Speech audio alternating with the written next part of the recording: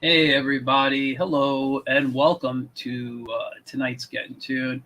As usual, I got a great show planned, but before I bring on my guests tonight, I just want to make a couple of quick announcements. First off, don't forget to check out at the Wiz Comic on Instagram and Facebook.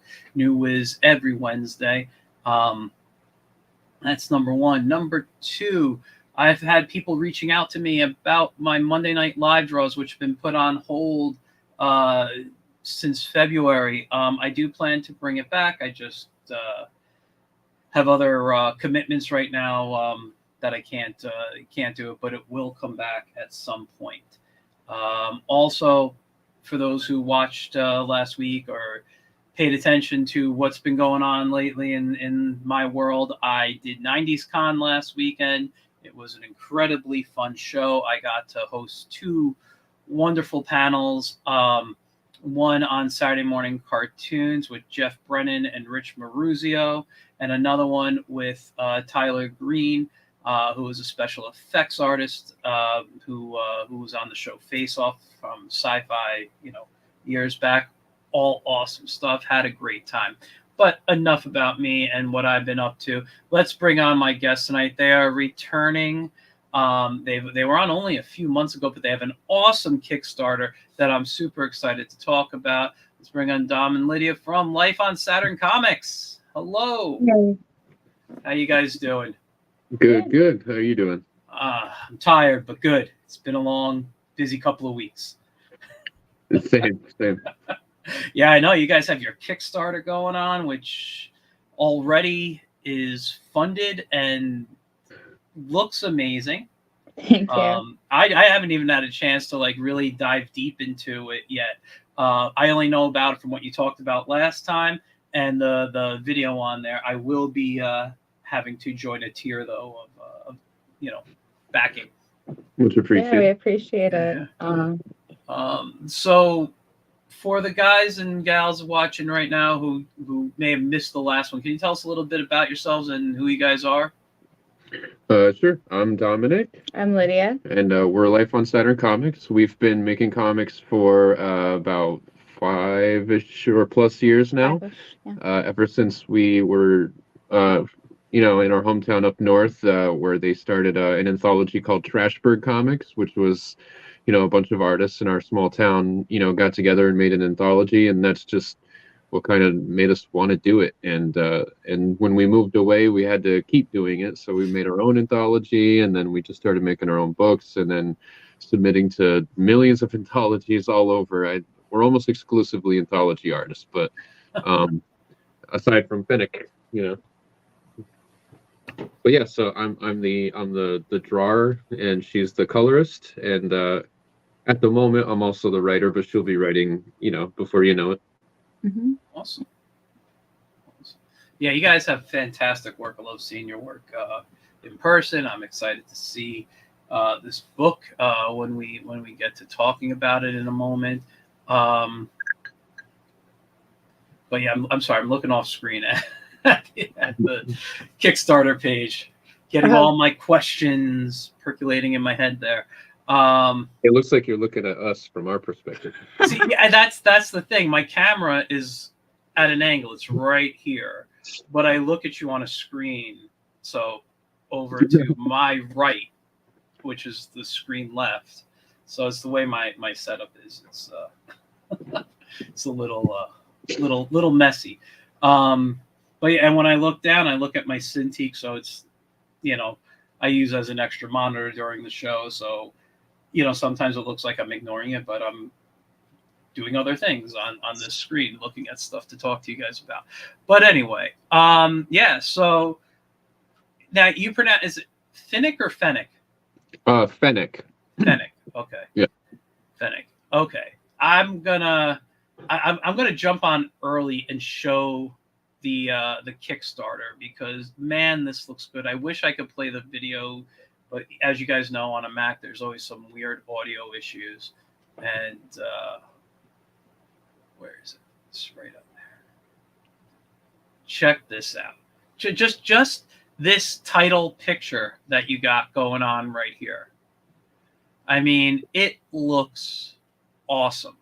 I am, Thank you. and I love the way the explosion is showing, off on the monster's face there with the colors. Uh, really, really just a nice piece of art all around. So that art you're looking at is something that I drew and colored. So uh Lid is doing the coloring for the book, but she's also doing the words and the edit, and she's doing the Kickstarter. So she's doing so much work, and at the time she was working on previous stuff too. So to help speed up the process, um I colored all of chapter 5. So, and that's one of the panels. How many issues, if you will, of this is there? So it's going to be 5 issues, but true to the nature of indie, each issue has been increasing in volume, save the fact that Dom is retconning a few pages for chapter 1, and those will be included in the Perfect Bound edition of the Fennec series.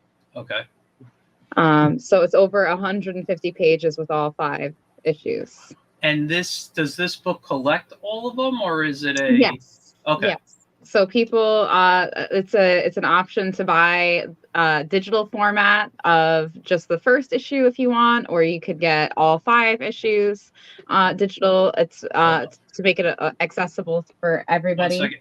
I'm just gonna give you the page. So okay, continue. I'm sorry. You can continue talking. But that's awesome. That's beautiful. And then so we'll be selling the single issues, and the Kickstarter itself is to help us fund issues 1 through 5 as the Perfect Bound edition. Nice. Which is how I wanted people to read it. I might have mentioned it last time, but Mark at Lesser Known Comics convinced us that each chapter should be its own separate comic, just to get more cover art on the table and stuff like that. Which I totally agree, but at the same time, I really wanted people to, and I still want people to read this like as a book. The way I wrote it was meant to be all together. So I'm super excited about that. And we had a couple friends read the story ahead of time. One friend being our buddy Rich, who did some editing on the first 3 chapters for us. So his opinions, once I heard them, I'm like, crap, I have to go back and add some pages. I just had to add pages. So I have 3 extra pages I drew, and even before he did those edits, I did an edit myself and added a couple pages to chapter 1. So even if people have bought the floppy versions of each chapter, you're still going to want to get the book because there's more to it. Nice bonus features. Yeah. Wow, I'm just amazed. So tell us a little bit about what Fennec is about. Well, so the genre is a Maritoku, because it's a tokusatsu, which is like anything that has kaiju in it, like Godzilla, and anything that has henshin heroes, like Kamen Rider or Power Rangers, they're henshin heroes.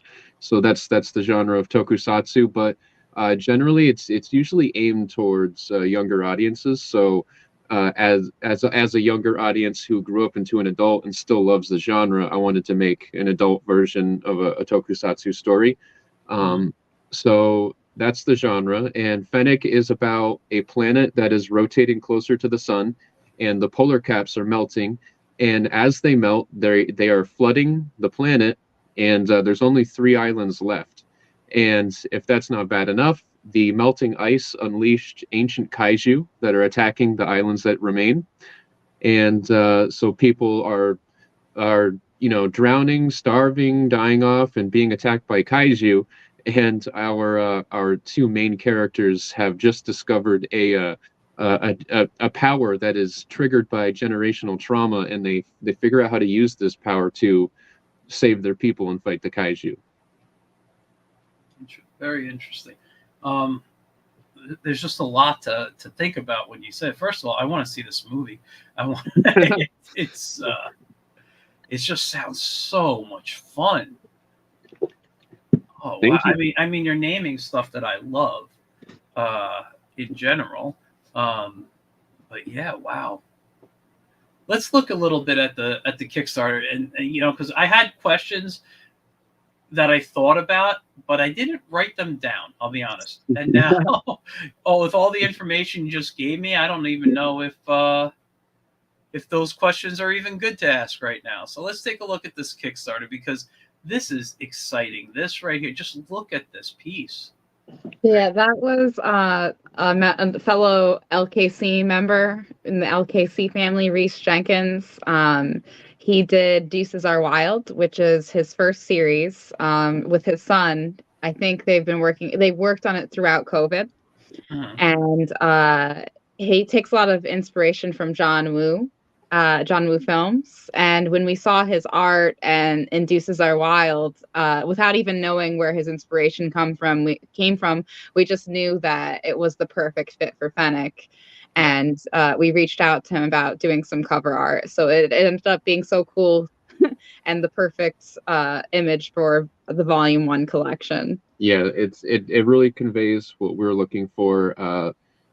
You really got to communicate with your artists. I'm used to being the artist that's commissioned. So when it came to me commissioning an artist, the first artist that I got to do a cover, it was my fault. I didn't communicate enough that this was an 18 plus story. So when I saw the cover, and it's a good cover that he drew, but I was worried that it might appeal more to tweens. And so I'm still gonna use his art, but I'm gonna put it on one of the chapters as a chapter cover.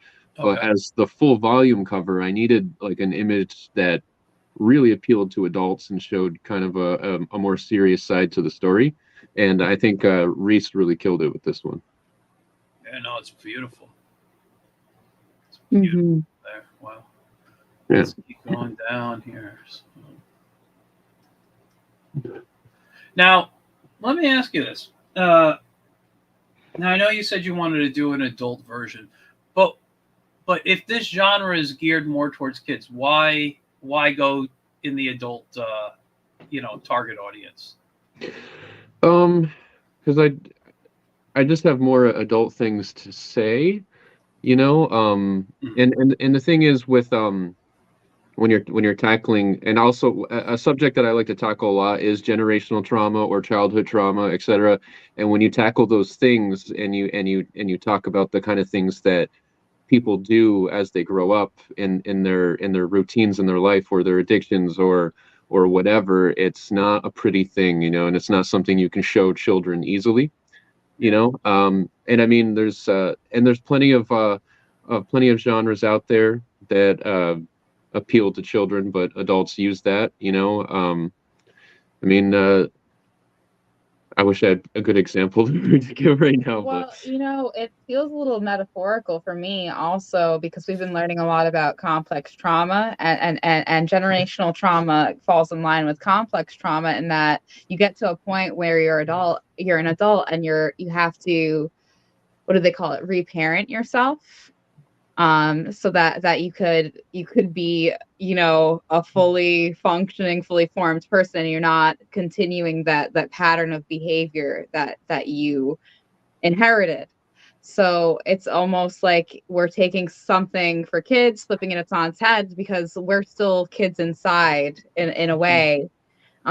So I feel like Toku, it taught those things to kids. I mean, I didn't watch like Power Rangers or anything like that when I was younger, so I don't have the attachment to it, but the psychological themes of what we did with this story really have me hooked on it. So I'm like a fan of this because of the physiology, the science and physiology, and the themes of generational trauma. And also, I think comic books in general are just a good example, because I can't count how many times we've tabled, and people are constantly under the misconception that comic books, cartoons, video games, and toys are exclusive to children, when they're not. In fact, it's kind of adults that are holding the market for all those things. Kids don't care about that stuff anymore. It's us, we're those kids who like those things. We grew up and we're buying them now.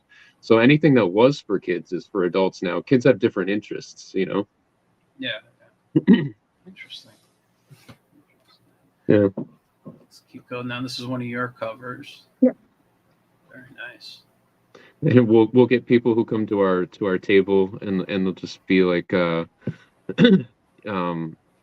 try to sell our comics. They'll be like, I don't have any kids, and we'll be like, oh well, our comics are for adults or something, and they'll be like, I'm too old for comics, and it's like, you're making my brain spin. When they I've had people come up to me and say that, things like that, and I'm like, why are you at a comic book convention then? Yes, But, or they say comics is for kids, and then I'm like, sometimes I'll have a box full of old comics I don't want anymore, and Spider-Man will be in it, and I'll be like, oh, well, maybe you want to give your kid this Spider-Man book, and they'll look at it and be like, that looks too serious for my kid, or it's like, what? I'm lost. yeah. Oh, listen, this is beautiful artwork that I'm seeing. Yeah. Here. Thank you. Now the colors, are these digital or are these traditional?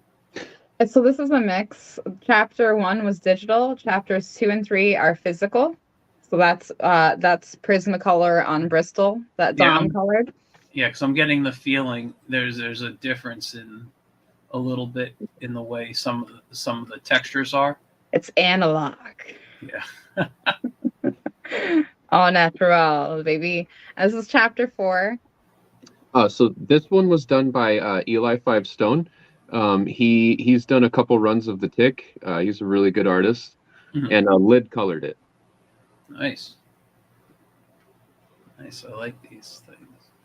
And then for issue 5, we reached back to our roots in Plattsburgh and asked somebody who was featured in the Trashburg anthologies with us to do a cover.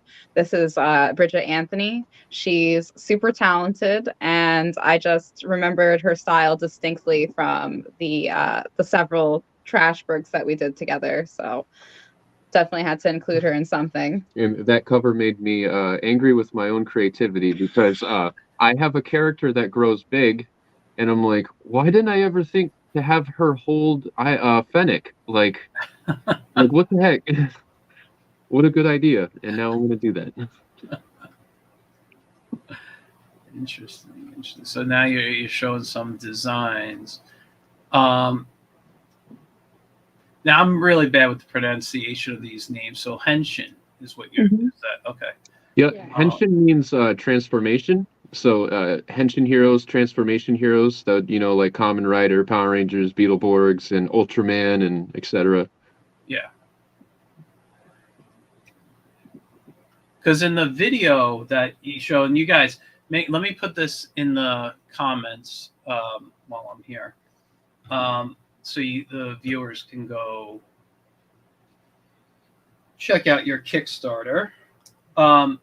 There was like an Ultraman style character in there that I saw. Mm-hmm. That was nice. And obviously Kaiju. I know that just because I've been a Kaiju fan for years. So let me ask you, Dom, since you were really because Lydia said she didn't watch Power Rangers when she was younger and everything. This was you. What is it about these genres that attracted you so much that you want to continue telling stories in it?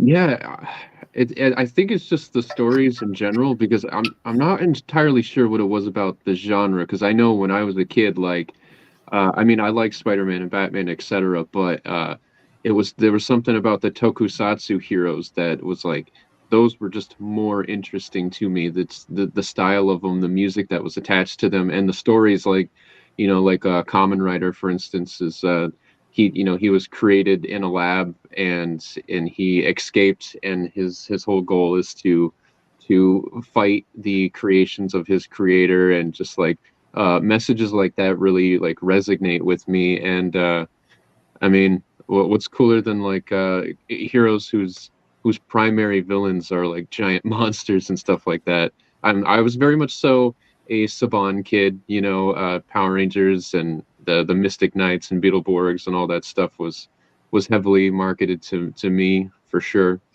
Yeah. No, Sorry, my phone just kept buzzing. That's why I looked out for a second. But what was I going to say? Yeah, no, because it's funny when it's so weird because I grew up on like so many different things. If I go to cartoons and there were anime that I watched before we even knew they were anime, you know, Battle of the Planets, Voltron, all those cartoons. You were a He-Man kid. What? You were a He-Man kid, right? Well, yeah, He-Man was 83. I was in 83? I don't even know. I wasn't. Hold on, I was 7 when that show came out, so I was like the perfect age for He-Man. By the time the Power Rangers came out, I was in high school, and I remember. It's funny. I remember watching shows like that as a kid. You know, maybe some of the stuff that we were able to see, some international TV on cable and things. And as a kid, I enjoyed it, but I did not like the shows as a teenager into adulthood. I grew to appreciate it later, again as an adult, I think it's a fascinating genre. Oh, we got fugitive poems here, so hello, whichever one of you is this Christian or James. Hello. Yeah, no, I find those genres to be interesting, and I've been a huge like Godzilla fan since my childhood. Steve Morris asks, "How about Star Blazers? Do you remember that?" No, I don't remember Star Blazers, but I have to look it up to see the artwork, but I do remember that show as well. I'm just gonna pull it up in another tab for you guys. But yeah, no, I totally get why you wouldn't like at your age the Power Rangers at first, because it's the same reason. Like I like Power Rangers, but I would never tell some kid they should go back and watch Power Rangers because it's really cheesy. It's super cheesy. But what aged well is the source material for the Power Rangers from Japan. They took all the action scenes from pre-recorded clips from Ranger, which meant Beast Ranger. Yeah. And in Japan, their version of Toku was not just meant for kids; it was kind of meant for everybody, and it was really good. And then every time a tokusatsu was adapted here in America, we dumbed it down and made it for kids. Honestly. Yeah. No, I and it makes sense you like Godzilla because Godzilla definitely has like some more mature stories. Yeah. But you know what? I will say this about just getting into Power Rangers. I got into them a little bit in college because I'd stay up late for art projects, and I would leave on, I don't remember, maybe it was the Disney Channel, and after a certain time there was like an hour of Power Rangers, but it was not the original. It was whatever version they were at. So I got a little bit into that, and then the comic really got me into it a few years ago. Yeah, the comic. Man. I can't reach it, but what's that guy's name? Is it Robert Pierre or something? Or something Pierre? I don't remember. That guy, whoever was writing it, fantastic stuff. Fantastic, and that brought me back into the genre. So, and I'm happy to see the genre continuing in with other people. Now, yeah, I got an issue right here. I'll check. Oh, is it Perot? Like maybe Perot. I think it's Perot. Maybe. We got Hendry Prasetya. No, I'd have to. They're over there. I'd have to look to where it is. No, it was. I think it was Robert. Maybe Perot, like spelled like parrot or something. His stuff, his writing, I really liked his stories. He ended up going, I think it's for Image, doing. I don't even remember, but like they had their own like Power Rangers. It was Black something and Red something. I think Image was doing, or Scout. I don't remember who he was writing for, but he ended up writing that. It was like their own Power Rangers. Anyway, that's sidetracking. No, they did a really good retelling. My favorite modern retelling, Power Rangers comic is the Power Rangers versus Godzilla run they did, That's probably some of the best artwork I've ever seen for Power Rangers, and just it was so badass to see Godzilla fight the Green Ranger's Dragon Zord. Mhm. That's something I never knew I needed to see, and it was so good. I will have to look for it. No, the one I was reading was, and again, I won't know the name, but it was when they were when the Green Ranger went bad, and he Mhm. started trying to destroy, like the different universes or whatever. Oh, Something yeah, the grid or something it was called, or yeah, like Shattered Grid or something Shattered like Grid. that. Yeah, And that was. it was the alternate timeline of if Tommy stayed bad instead of being changed by the overwhelming goodness of the Rangers. Yeah, Um, but yeah, no, that's a Lord Draken, I think his name was. I believe so. It's been a while since I read it, but yeah, that was great. We got just Dylan tuning in. He want to know who you guys are. So their life on Saturn, comics they've been on before, a couple of months ago, actually, right? Like Yeah. January, right? Like New Year type of stuff. I And think. yeah, actually, I think it was like right around the New Year. Yeah. Yeah, and they got their new comp. Well, it's a collection now, right? Yep. Hold on, let me get the. This is the problem with the different screens. Hold on. There you go. So Fennec number one. Yeah, I see this and I just want to like draw stuff for you. It's like it just looks so much fun. Like I'd have a blast on this stuff. Anyway, so as we scroll down and look at the artwork, this is all your artwork, right? Yep. God, I love that. I just love that monster. I love how you angled this here. Now, I'm sure I asked, and this and Lydia, you can answer too. You're obviously, since a fan of this, you're obviously like a manga fan, an anime fan, correct?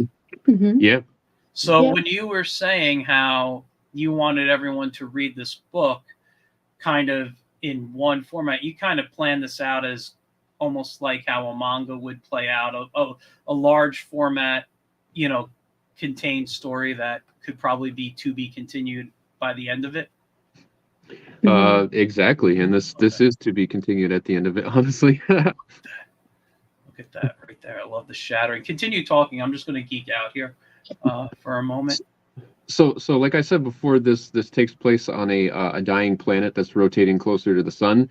So Mhm. no matter and so when I wrote this story, I kind of wanted it to be like the Walking Dead of tokusatsu stories, not that it's about zombies or anything, but the Walking Dead is not even about zombies. It's about the fact that humans are the worst part of that universe. Yeah. So like in this story, Fennec, you have kaiju and henshin heroes and stuff, but again, it's humans that are the worst part of this story. They are what you fear. So that's the Walking Dead aspect I wanted. But the planet's rotating closer to the sun, so regardless of whatever the kaiju are doing, whatever politics are going on in the story, this planet is still going to end. Whether or not they save the day. So that's really volume 2 will be about the planet finally ending and what these people will do to survive. So, That sounds like a great story. yeah. Wow. So nice. And then I have a possible idea if I make a volume 3, but I like to think in short spurts first because I don't want to be like Spawn or something and have a story go forever. I have too many ideas and I like my Mhm. stories to end. Yeah. No, I get that. That's one of my issues with creating. I have so many stories that I never know sometimes which to work on, but when something is finished. Yeah, I want to make sure that Fennec ends because I don't know. What if in like 5 years I grow out of Fennec or something? I don't want to draw it forever. Yeah. No, I get it. I get it. I have that feeling with the Wiz sometimes. It's like I draw him, I love him, but can I draw him forever? Can I write him forever? Yeah, how do you get material to go forever? Yeah, that's the hard one. I'll tell you this last the joke that came out today, I wrote last night because I was eating quesadillas. I don't know if you saw today's, but it was just about somebody cutting quesadillas. And I was like, I just thought of my character cutting that. I'm like, all right, I know what I'm drawing tonight. So as long as you're living life, you have material. Yeah, I mean that's really what it is. I mean, once you know your characters, the thing with your story here is different than something like what I do. Is you created a planet that's going to die. It has to end, at some point. Whereas I have this world, and I can say, the Wiz is gonna take a rocket ship, or he's going to get aboard, he's going surfing, or he's doing whatever, and I now have him in a location. I could just write him because I know what he's going to do in that situation, so it's a little different there, where you have something that will, and I mean, you technically could have this go on forever. I mean, look at The Walking Dead. I think more the series than the comic, but that thing goes on forever. It's you can do it. 11 seasons and like 6 side shows now. Yeah, I know. It's a little. Listen, I gave up after, I don't know, season 4, season 5, something like that, maybe, and I was out of the show really in season 2. I was like, I think it's done once season 2. But I also felt that way with what was it, Game of Thrones. I couldn't even get through the first season. I'm like, by like sometime in the middle of the second season, I would watch it with my wife because she really enjoyed it. But at some point, I'm like, okay, I'm just going to go in the studio and work. You can watch Game of Thrones on your own. I don't need to know. We still watch Walking Dead. We still watch Game of Thrones. I don't know what it is, masochism. It's where we draw the line is like, for instance, The Boys. And we like those dramatic shows that like torture the audience, but if I get too much torture but no reward to that, I need a reward that's tantamount to the torture. You know what I mean? Like, and The Boys does not reward me enough. Like, and when the heroes finally get their justice, it just it doesn't feel good. It doesn't feel as good as the bad shit felt bad. Yeah. And no, I get that. And I don't know if that was my issue with it either, but I mean, but I'm at the point. I've complained on this show too much about what's going on TV and stuff these days. I'm not going to do it now. It'll just be another half hour of me complaining about terrible stuff, and make me just sound like I'm just a grumpy old man, Well, I mean, if you want to talk about non-terrible stuff with good writing, X-Men '97 dropped today, and we watched those first 2 episodes, and oh man, it was good. Let me say this because I watched the first episode. Okay. This is my current take on episode 1. I liked the writing of the story. I thought the story was good. I don't like the adjustments they made to some of the characters and design. Like Wolverine doesn't feel as bulky as he used to be, or as hairy as he used to be. Scott even feels thinner. Like there's just something about the designs, and like I feel like almost, and it's the way they shade. Like almost every character looks like they're wearing makeup. When they lighten the color of the faces so the shadows look a little weird to me. Now this could just be me being colorblind, but when I saw Magneto, I felt they lightened his skin tone from the first series so much that when they like when you look at one of the scenes, his face just, I don't know, it looked just weird. It just looked so weird, and like he had heavy lipstick on, and I know they were just outlining shadows for his mouth. I know they weren't trying to make it just comes across really weird. So the art I'm getting used to, and I love the designs, man. I love 90s X-Men, not just the cartoon, but the comic as well. So I love that they're keeping those designs. I love what they're trying to do. But I'm not sure how the artwork is. Yeah, it's an adjustment period. Yeah, for me, and also having read the X-Men since childhood and even past the TV series, knowing that the X-Men aren't like this anymore kind of takes away, but that's also the comic fan in me, you know? So, but I will say that my wife loved it. She thought it was a fantastic show. She had nothing, she doesn't know any different between, you know, the comic or the show. It's definitely because I mean I knew they weren't gonna like do the full on '90s artwork. They'd probably have to draw it by hand to get that, but I thought it was a decent blend. I totally get what you mean, and like in our minds we're like so past the '90s X-Men. I'm in my mind I just want to see like Magneto is this old man, but in this cartoon, it's like we're taken back to where he's this like much more powerful, sexier looking old man. I was like, oh yeah, and he has a chance to hook up a rogue, like. But I think wait till you get to episode 2. I think you get to see how badass Magneto is, and I'm like, oh yeah, it's gonna be good. What I'm hoping is that like in that X-Men '97 style, we get to like get more characters and get to see some new X-Men in that style. I'd like to, Okay, here's my one last issue that I'm getting off of it, okay, because we got to talk more about your stuff. They showed a picture of the original X-Men team in the first episode, all right? In the first season of the original 97, Angel was not part of the X-Men. They didn't know who Warren was when they met him on Muir Island, and he became Archangel. Okay? So since the beginning of the series, I've always hated that part of the story. I hated how they changed that. Okay? But in the photo, he's one of the original X-Men. And it's a beautiful tribute to Jack Kirby because it's based off one of the Kirby artwork. Okay? And I love that because I don't think Kirby gets the credit he deserves in any show or movie, especially anything Marvel has produced lately. So I was glad to see that.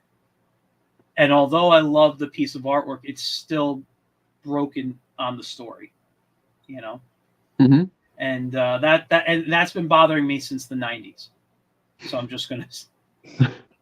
Do you ever just chalk it up to time travel? Because Bishop's one of the main characters of the cast, and as soon as you have time travel, someone steps on a leaf, you could always use that as an excuse. We could, but Bishop didn't even have his temporal band on. That they kept him in the past. I was like, this is all fake. This is not this is me. It's supposed to continue, and I'm like, they're continuing this all wrong. Hold on, let's see what Christian has to say. Gotta accept the story for the media. And that's why I will go back and read any of the old books, and I don't get upset at those things. It's too many cooks in the kitchen type of thing. Because you're going to see these stories, and they did it in the original '97. A lot of those stories did not have those X-Men characters in there. They just replaced them with other people who were possible for the story at the time. And they're going to do that now. And I get it. And I accept those changes, but I just don't like story continuity issues, and that's just me. Anyway, let's get back because I'm looking at this beautiful Chapter 2 original cover art bundle for $200. All right. So this is the 11 by 17. One of those actually sold, not that one, but the one before it, I believe. After it. After it. I mean, after it. Okay. Yeah. It's a gorgeous cover. Thank you. And you get a signed copy of the graphic novel, and you get this. And the actual piece of artwork that is the Chapter 2 cover. That's beautiful. This is the one that sold? Yep. I got to update the graphic to put a banner across it or something, but yep. That is really nice. What's cool is the guy who bought this, his name's John. He bought 2 of my other pieces of art, and he's the first person to ever ask me. He's like, do you ever sell your original character art, like from the comics? And I was like, I've never done that. And I don't know how I'd feel about it. Those are my babies. Like selling anything else is fine. I get commissions all the time to draw stuff, but something from my actual comic books, that's so weird. But he bought the index page for Fennec. He bought the first page of my story Hunter Duck, And then he bought one of these covers, and it's like, this is awesome. The biggest collector. No, that's fantastic. Let me ask you a question though. Where did you get the name Fennec from? I wanted to ask you the last time you were on the show, and I forgot. Well, I just thought the Fennec Fox was adorable. That's what got me because I knew I wanted to make my own Toku story, and I like how the Power Rangers based all of their characters off of animals, different animals. So I'm like, I want to do that too. And I had a list of animals that I thought were like adorable, and I don't think Chinchilla would have made a good character. So I was like, maybe a Fennec Fox, and yeah, so that's basically just how I got a Fennec Fox. I just like the animal. Oh, cool. And I don't think Capybara would have made a good fighter either. So for now, you get the single issue, The Rings of Saturn, horror anthology, The Mana Kingdoms, Hunter Duck. Wow, and digital copies of it. Wow, that's really nice. 1 through 5, Hunter Duck. And man, this is great. The Fennec Deluxe bundle. Yeah, it's deluxe because I'll hand make you a kaiju head. Out of felt. Out of felt. And that's one that you've made in the past? Yeah. Oh, let me grab him. He's right over here. Okay, let me give you guys the screen. And grab your bucket of felt creations. Oh, that's what I have to do with Fennec. Yeah, well, they still look cool. Yeah, so Lid makes these. She stabs these things to life. Wow. Yeah. I got into roving, and I make little felt babies. I'm like obsessed with Pokemon again, talking about things for kids, but now it's for me. These look great. Wow, I really do like those a lot. My Snorlax is a pretty popular little guy. And are these things you sell at shows or? Yeah, I bring them Yes. to cons with me. In fact, well, this is Fennec related. She's working on an Ibex. She's still got to do it, but this is one of the characters. The character that grows big. Yeah, and Ibex is based on a Ibex goat. Yep. You gotta be like multi-talented to survive in like the Comic-Con realm. So like when we don't sell books, we always sell these felt creatures. They're guaranteed to sell. That's You might awesome. recognize this little guy from chapter 1. He's the first kaiju that you come across in Fennec. So It's fantastic. Yeah. Wow, I really like that stuff a lot.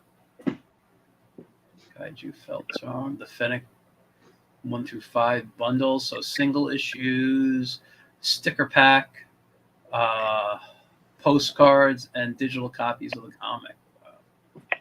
Nice. Yeah, there's the character right there. Dude, I love this.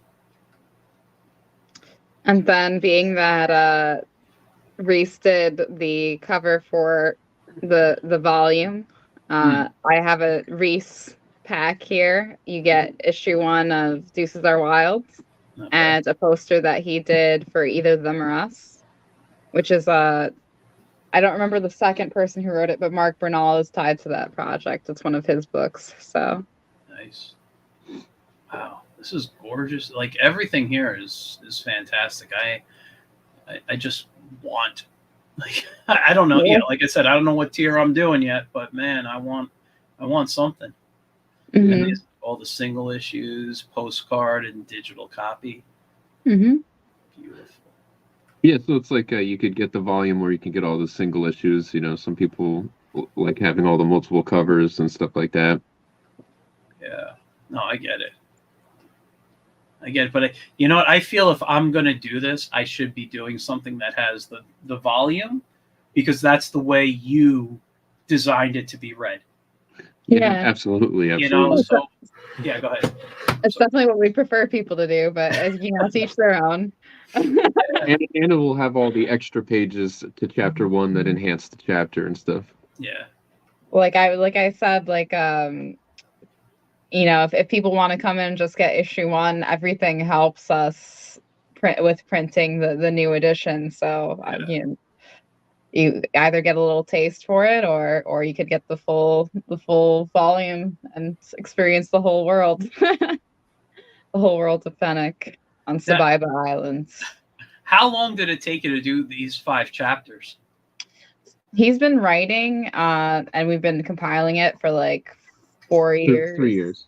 Oh, okay. 3 years. So 4? Didn't you start writing in 2020? No.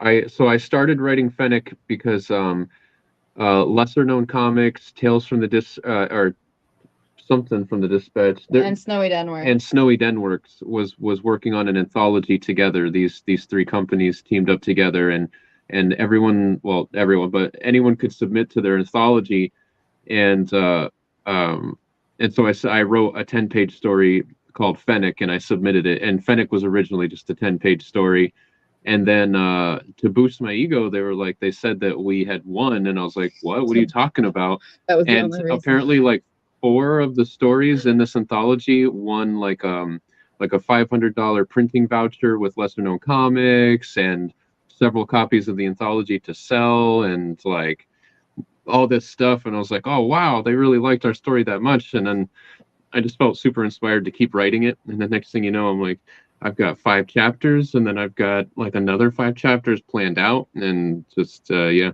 But it took me like 3 years to write and draw. Nice. I mean, listen, that's a lot of time to put into something, but it's totally worth it, because according to Christian, he's read the first 3 issues and they are so good. Which I believe. The sword is wholly engrossing, and I am dying for the rest. No, he listen. Christian knows story. We all know that. He's been on Fugitive Poem. Fugitive Poems has been on my show. We've talked about this, and I even talked to him even before Fugitive Poems existed about story stuff. This guy knows what he's talking about. So yeah, in fact, we're in the last anthology of Fugitive Poems that just came out. We have a story in there called The Washing Machine. I'm in it twice. Awesome. Congrats. Congrats. Is that the one they were on my show last time for the Kickstarter, or was there a new one they're doing that I missed? Christian? Yeah, Christian. Did I miss one of your Kickstarters? I always thought they were announced on my show. All I remember was we saw the last show, and so did Lid's mom. My mom was here. It was a lot of fun. Of Fugitive Poems, right? Yeah. He says, "I've missed nothing, sir." Okay, you missed nothing. Okay. Yeah. I remember that show. That one was getting a little out of hand. That's what was so fun about it. Sorry. Yeah. So this is just the issue 1, which is a physical copy. Get postcard and a digital copy of volume 1, and then just the digital copy of volume 1 here. And for just $5 more, you can get the full chapters 1 through 5. So it's $15 for the chapters 1 through 5, and everything's going to be available through the Lesser Known Comics website. Okay. Awesome. Yeah, the digital rewards as far as that is concerned. Volume 130. And then these are add-ons. Yeah, so I'm yeah. These are fantastic looking. Tell me a little bit about Hunter Duck. I don't remember if we just talked about that. Yeah, Hunter Duck is just something I kind of put out there. I didn't really advertise it or that much, but it's definitely a story fueled by depression, because I have depression, and but I try to make it fun. Hunter Duck is like Howard the Duck and Blade Runner together, but it's a black and white comic. And also, I wanted to have at least one book that has an irresponsible amount of detail in it. Just I spent too much time on the detail, more time than I should have, because people fly by books. They don't really or at least I'm one of those people who does like sit there and look at all the detail of something, but I feel like most people don't. But after the last con we were at, Lyd and I went to the Indie Comics Creator Con, and I saw people who had 11 by 17 books, And I was like, yeah, I'm reprinting Hunter Duck, and it's going to be big next time. Like, because I don't feel like people can appreciate all the details I put into that book when it's tiny.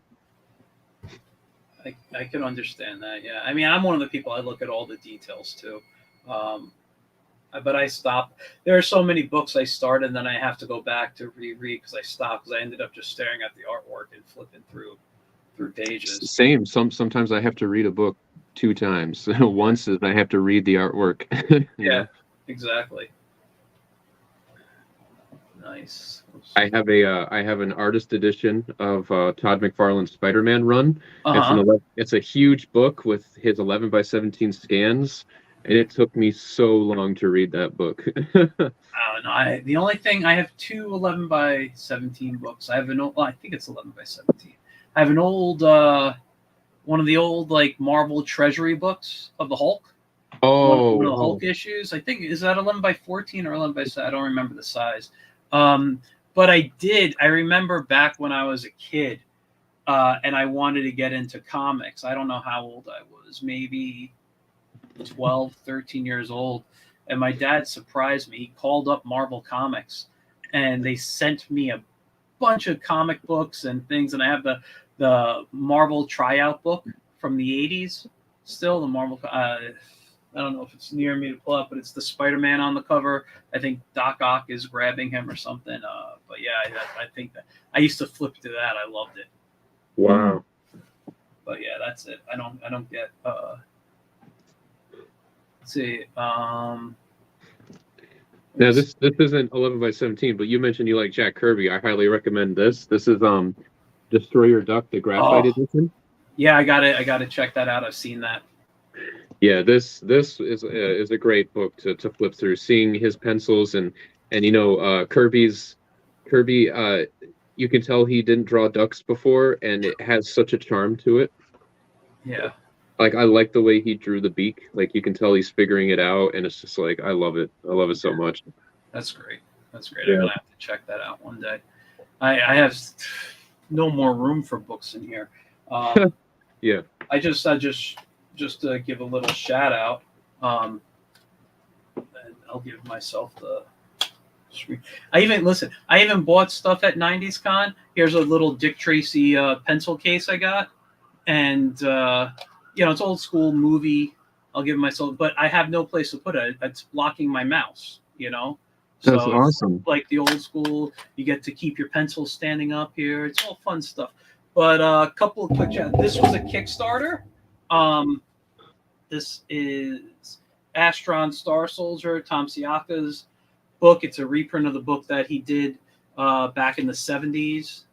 Yes, it's black and white. Yeah, art in there. I mean, listen, if I named some of the names in here, this is like before many of them were like big names, but like Rich Buckler's in here, and I have to just go through this here. Joe Kubert has artwork in here. Dave Gibbons, Bernie Wrightson, Joe Staten.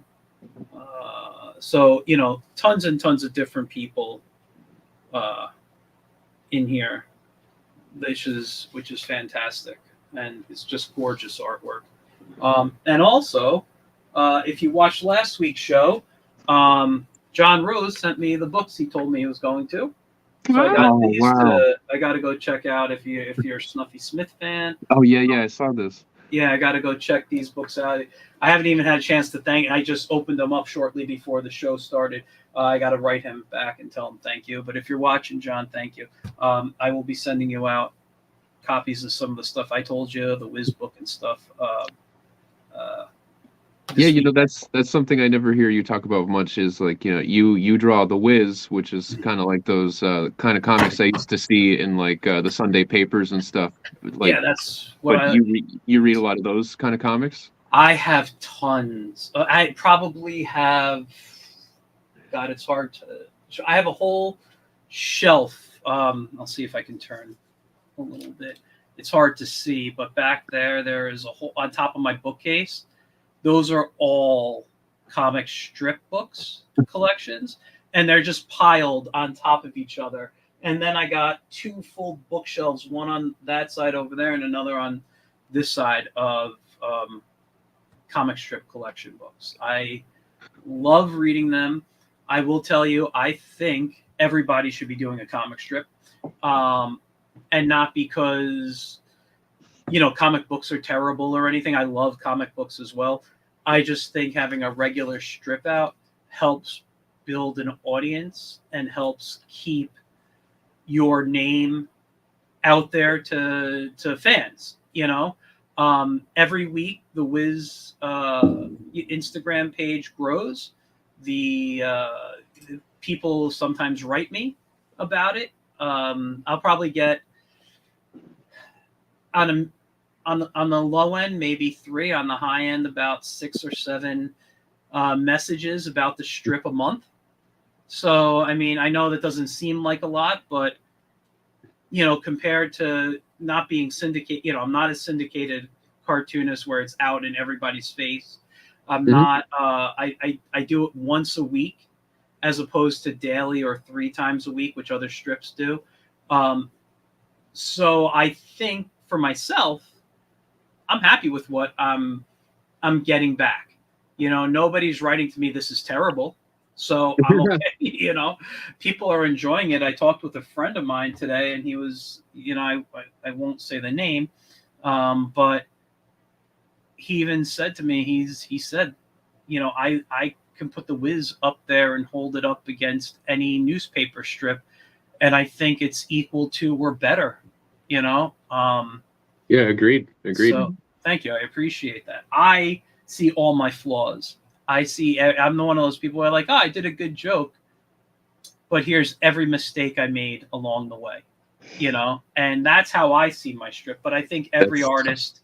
That's because you're an artist. Yeah, but that's how every artist sees their work. I think. I don't think, I mean, I'm sure you can look at these here, even Rings of Saturn, which is up on the screen as one of an add-on, and I'm sure even though this is gorgeous, you will see any mistake you made in it. Yeah, I started drawing that in 2020, and we published it in 2022. So, and I'm a better artist than every story that I did in that book. Even in Fennec, Fennec took me 3 years to make. So, you will see my writing skills and my art skills grow in a 3-year period, and I feel like you can tell, but yeah. No, I think that tends to happen. You become better every time you do something. I mean. I notice it in my work, even in my style. Things change every now and then, and I draw one way, and then in a week I'll be drawing a different way. Yeah. I didn't notice this before. These are trees. The way I was interpreting what? They are trees. The way I was interpreting it was like the part of the building was shooting up. But that's when I saw the other picture. I was like, oh, now I'm really staring at it. That's really nice. I like that. It's great. You got a sticker pack? Sticker pack. And some of those might change. Somebody gave me a hot tip with the silhouette program, so I'm probably going to do more die cuts. And do you do these yourself, or do you send them? Okay. Cool. Yeah, we well, by we I mean Lid does her own stickers and magnets, and I make books sometimes and decals. She makes. Keep that up. All right, let me see.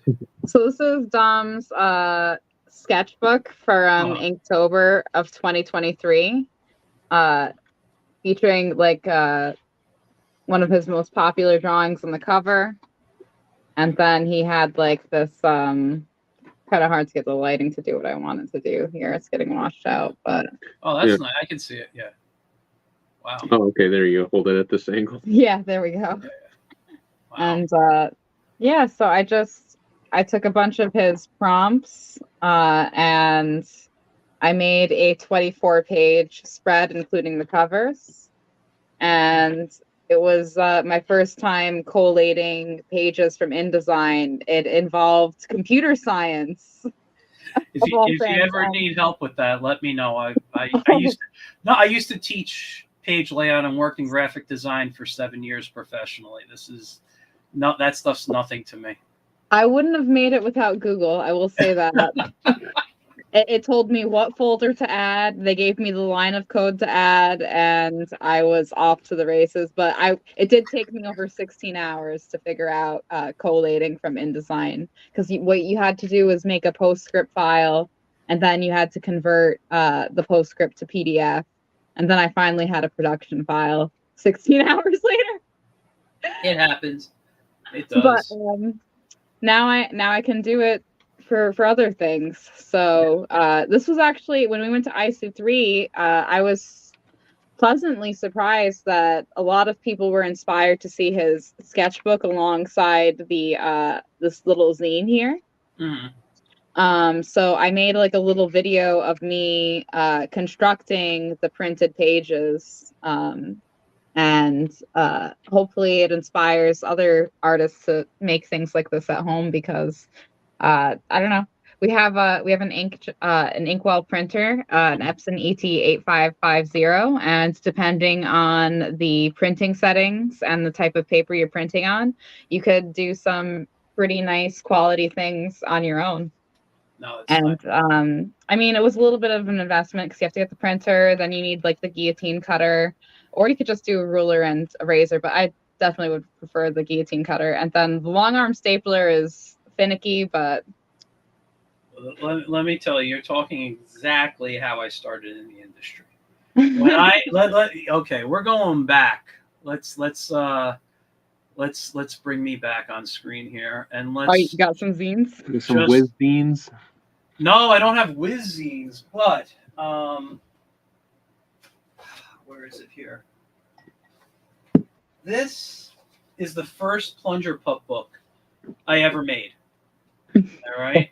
Plunger pup. This, I don't know if I ever told you about this, but back in the 90s, this is going back to probably 96, I think, because this one says 98. It's weird. I published the first. I published it a year later. Okay, like before 99, I did the actual book. But so what I did was I drew everything by hand. I even did paste up of the text by hand. That's a picture of me when I had hair and imaginative muscles, because I've never had those. Looking good. Yeah, as the plunger god. But and that's the porcelain god. That was my evil brother in the comic. Where is it there? So. Do you have a real brother? I do. And that's why he's a toilet? No. People always asked if that was my actual brother. I said no, it's not. So, but it's there's Plunger Pup there and some other stuff, and it was a cheap black and white thing. I was 21 when I drew this, and I was trying to go for like real. I was trying to do the strip style in comic book form at the time, because you'll notice there's not a lot of background there. Mm-hmm. So I was just putting in what I needed. But this right here, and then these were the other characters I was playing with at the time. So that was my team called the Ridiculous Heroes. There was Mighty Monkey, Hero Man, Stupid Man, Mop Man, and Water Bucket Boy. Yeah, so they were my Batman and Robin there. Yeah, you've evolved a lot. I mean, those look good, but you've evolved a lot. Yeah. This was talking about the long arm stapler there, and I don't know. Oh, here, this is something I still do, where my long arm stapler comes in handy. It's called stick figures. I haven't done this one in a while, but just little one panel jokes. Do I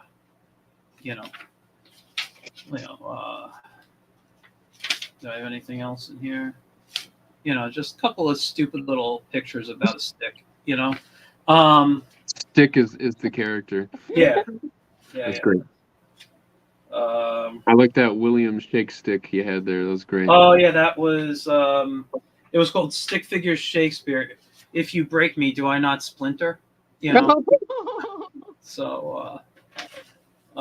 It's nothing to shake a stick at. So I actually want to put another one of those out, but I think I'm going to go the right way and really make it look nice in an actual book format these days.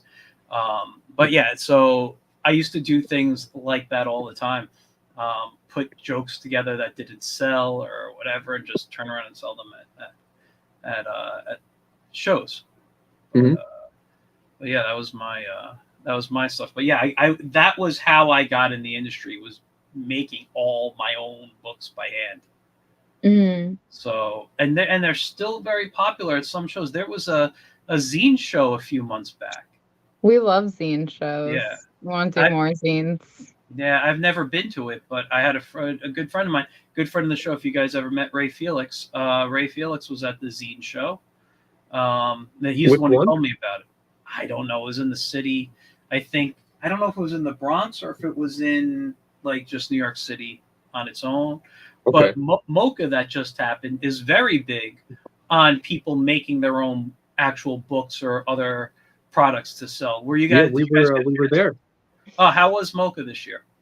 Well, I loved it. I don't think I would have gone. We got lucky to go to IC3 and I made a new friend there, and she was having a panel on Saturday that she was nervous about. So Okay. we thought it would be good to go to support her. Uh because we actually applied to table, and then I didn't even think of attending until we had such a great time at IC3 and met so many independent creators and were so inspired by them. So I went to support that friend, and then figured we'd walk around and meet some other artists like we did at IC3, and it was great. I met Siobhan Gallagher. She just came out with a graphic novel, Full of Myself. I We met Drawfee, which is a Drawfee. YouTube channel we follow, and they're pretty big. Yeah. But Mocha was cool.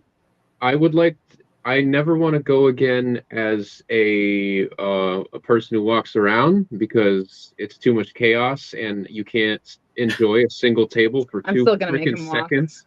Like literally, I go to the quietest table, and just in a matter of seconds, you're just like swamped with people. And I would much rather be there tabling. That's for sure. Yeah, another person in the panel that was really cool to meet was Corinne Halbert. She's a local creator, and we realized when we went to Forbidden Planet after to like take a selfie with Mana Kingdoms, the book that we did for Mark Bridge. Her book, Scorpio Venus Rising, is also on the local indie end cap there. Oh, So wow. yeah, Nice. yeah, we're near her. So that was really cool. That's cool. We had to stop by the Fantagraphics table and the Silver Sprocket table, and we gave them copies of this. And they probably used it as toilet paper, but they told us that they would give it to their editor, and that felt good. It's such a sweet love. Yeah, it's funny. I did Mocha the first 3 years. I think they had Mocha, so we're going back to early 2000s. And this is before it was sold to the Society of Illustrators, where they handle it now. I haven't done it. I've only done the show once since the Society of Illustrators have been in charge of it, but I didn't do it as myself. I went with a group of people. I was working with a comic company called Pronto Comics, and I was working as their art director, and I went and I did the show with them. I've always enjoyed Mocha, but I don't think it's for my stuff anymore, for what I do. I think my work is not what people are at Mocha are looking for. It seems like that there was a certain cartoon style. It was you were a part of a school, you had a certain style, or like just these very not autobiographical, but like real, like emotionally like raw stuff. Yeah. Like that had like this. Yes. They're looking for slice of life stories. Yeah, that's what I'm saying. I don't very real shit going on. Yeah. I have thought about doing a real book, just based on my health issues and stuff, but I don't know. I'm not ready for a book like that right now. Yeah.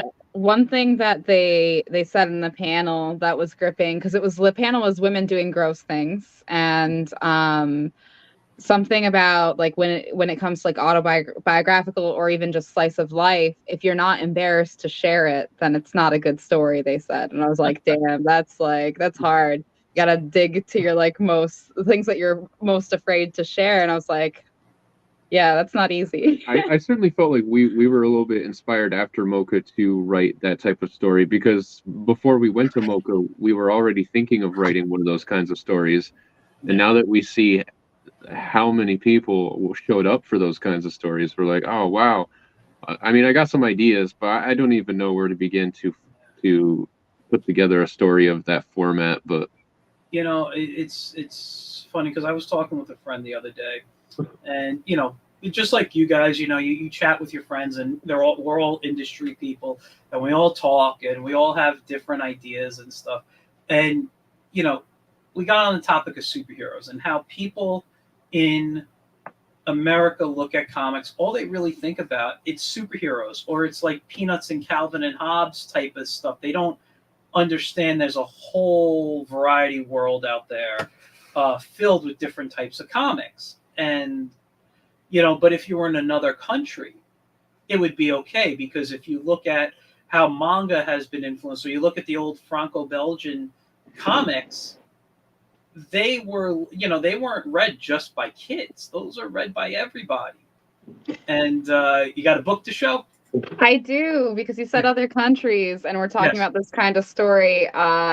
This is Maybelline Schwarzhoff's book. I met her at IC3, and she inspired me to follow her to Mocha last weekend. And it's just like, comics aren't just for kids. This is like a story of like a young woman who's miserable, just trying to make it through life, and just she makes choice after choice, and it ends up like she ends up selling her panties, and like the kind of clients she gets, it's kind of liberating at first. She feels like she's got control, and like you just slowly follow her as the clients become more questionable. People tell her that she's like a bad person, even though she's just existing. She's not really being a bad person. It's just really cool, and it's black and white. Oh, that's nice. Illustrations. And yeah, she's an artist from Paris. Yeah, she's from Paris, France. Mm-hmm. So here she is being miserable in bed. It's crazy the conversations we had with her, because here in America, art and animation is not taken as seriously as it should. Yeah. Therefore, a lot of artists, we are scared of AI and all kinds of stuff, because we're just, no one cares, and now we're getting replaced by robots. But over there in Paris, like, nice. They love comics there, and it's taken seriously, and just like people of all demographics read it there, and it was just crazy to hear what she thinks in a mansion. And it was also just wild to hear how she was confused by how artists here struggle and we have no opportunities, Yeah, because over there, there's like grants and stuff for them as well. She's participating in a 3-month residency next year. I forgot where she said it was, somewhere in Europe, but yeah, they got all kinds of things. In fact, she was encouraging Dom to apply for something. We'll send him overseas. Well, listen, it's fascinating when people can do that. I mean, I follow a few people who have done things like that on social media, and just the way their art grows. I had a friend in college. This was for my master's, and he said before he went to school for the master's, I think it was in between like a semester during his bachelor's degree, he went to England and studied in England for a semester. And the way they teach art over there is like being taught by the masters, So like his anatomy was so different when he got back, and the way he drew and the way his illustration changed, and he ended up, getting work that he wasn't getting before he left, Oh, that's awesome. Yeah, it was amazing. Like being overseas is a whole other other world of art. I went to Spain for a week in September for my day job, and my one goal was to find a Spanish comic, buy a comic that's. I don't care if I understand it. I'll Google Translate everything for myself. I just wanted something different than what I'm accustomed to looking at, and I found it, and it's somewhere in this room now. But I was just amazed at the section of comics that I was looking at, that I photographed so many books that I have to find English translations to, just because the art was so beautiful, and so different than what we see here every day. Yeah. Just quickly getting back to what I was talking to my friend about, I was like, you got to remember, that's what people think comics are. They're superheroes, but there's so much more to them. And you'll find your audience if you make the type of comics you want to make and just figure out how to market. Comic cons may not be yours, our best place to sell. We may have to find another type of place that and I'm not saying for everything you create. I mean, obviously at cons you guys could do pretty well. You're doing great comics, but you may do a show and it's like, well, that show wasn't for the books I put out. Mm-hmm. You know what I mean?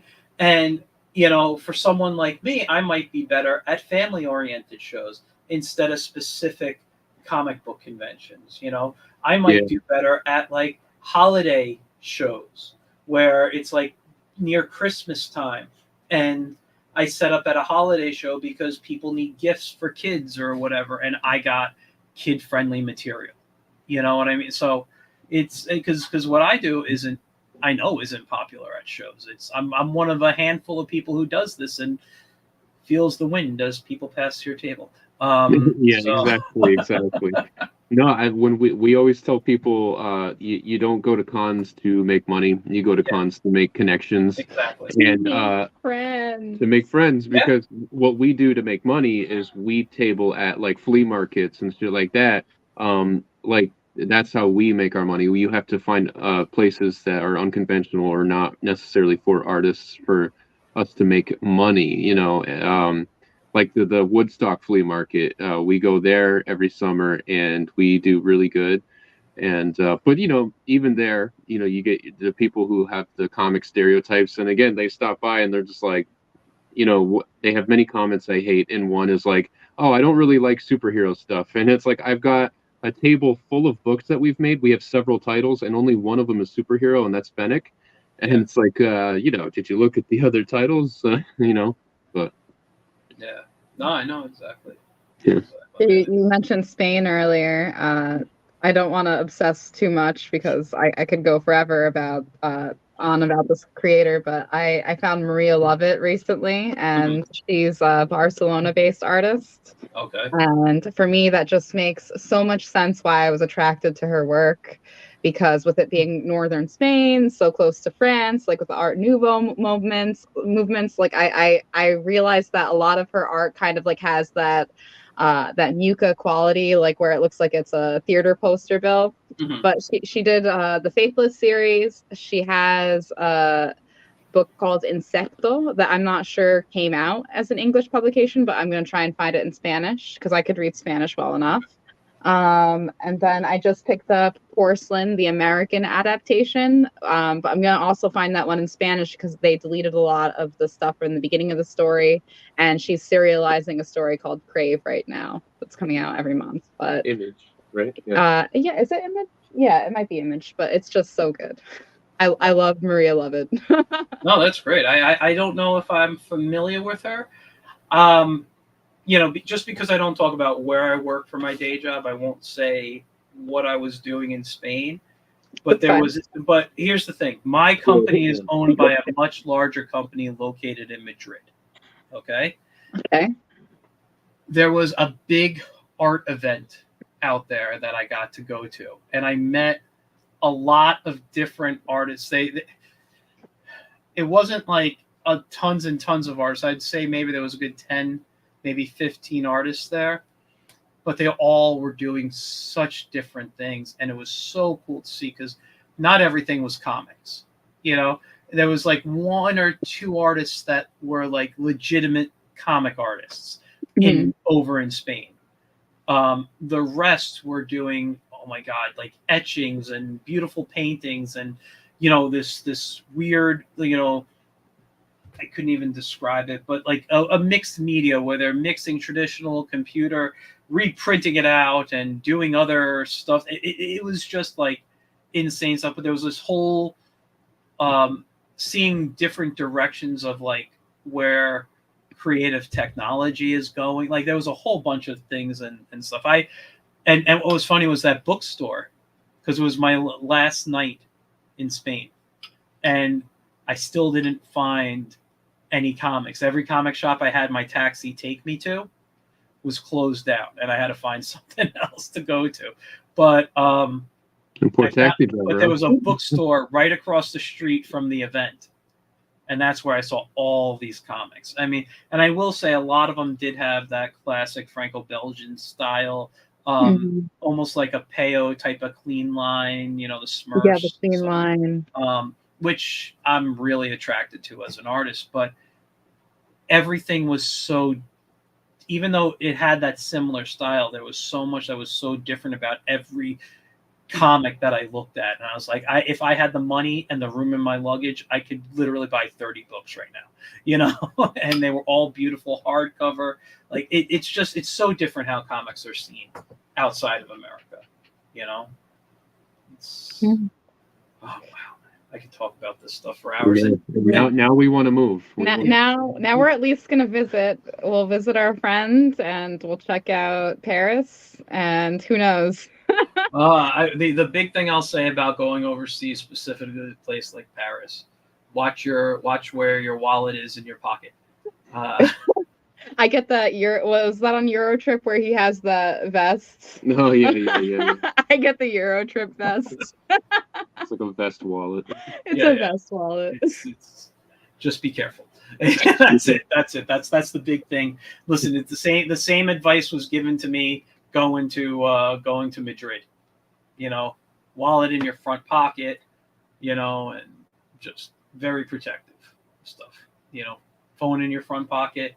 Don't be out looking like a tourist regularly. Oh, they'll know. Right. They'll know as soon as they say one word, like sentence to me in French, and I try to talk back. They'll know. I attempt French well enough, but my accent is atrocious. Yeah, I'm just sticking with English. I don't know the others. All right, man. I think we're getting close to wrapping up here. So yeah, let's just give a quick recap for the audience watching there. There's this wonderful book called Fennec, and it's on Kickstarter right now. You got so many awesome tiers that you can choose from. I'm just scrolling up to get that main picture back. Actually, no, let's do this picture. This is the first one, right? Anyway. Yeah. So this is the original, yeah. And this is to collect all 5 volumes, but there's so many different tiers that you can get digital versions, printed versions, stickers, so many things. You guys, I posted the link in the comments section. So I asking you, as soon as I stop the show tonight, to please click on the link and back this book, because man, this is going to be a great comic. I haven't read anything yet. Christian says the first 3 issues were so good. I believe it, and I am dying to read this book. So, and then for people who already have the first 3 issues, I made a tier for 4 and 5, but feel incentivized to get the whole volume because there will be extra pages in chapter 1, like we mentioned earlier. Awesome. Before I say goodbye to you and drop you backstage for a moment, is there anything else you'd like to add that we didn't cover? Read more comics. Read more comics. That is a great motto. All right, I'm going to drop you guys backstage. Just hang out for a few. I'll do my wrap up. All right. Thanks for coming on, guys. Really appreciate it. Thanks for having us. All right, guys. So that was Life on Saturn. Those 2 are great people. Create awesome comics, everything. about what they do is fantastic. I mean, the little felt, kaiju,